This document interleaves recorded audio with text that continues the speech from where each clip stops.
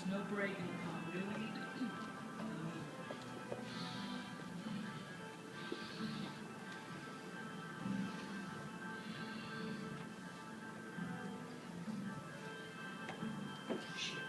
Let's try that again. That sucked. So, one here, through, turn. I want to be nice for you. So, from here, what I'd like to see, and I want to demo it right because I don't want you to see me do it wrong and then you can't do it right. So, you come through, turn.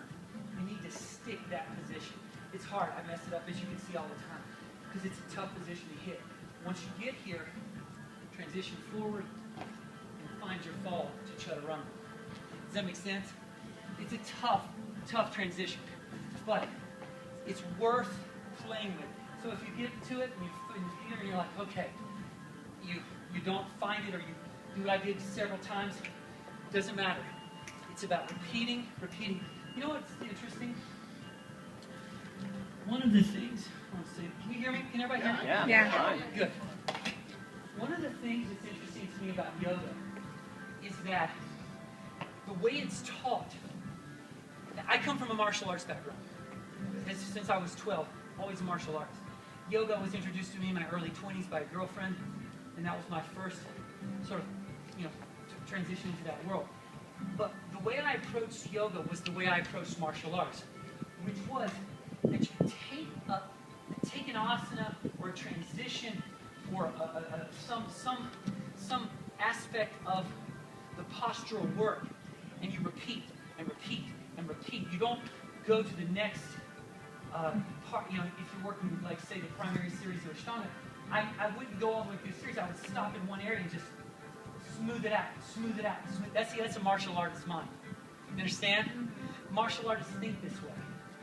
They see where things aren't, where there's broken energy, where the transition from one place to another is disrupted or there's resistance, and they polish that.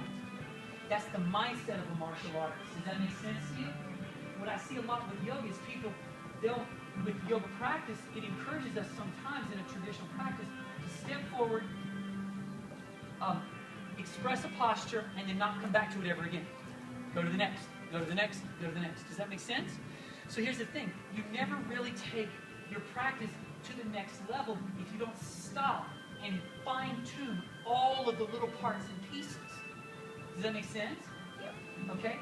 So in a society that just wants to go to the next thing, next thing, next thing, and a culture just like, what's next? What's next? I don't want to sit in, I don't want to be masterful. I don't want to be masterful. That's not, that doesn't, you can see how that does not serve yoga as a whole.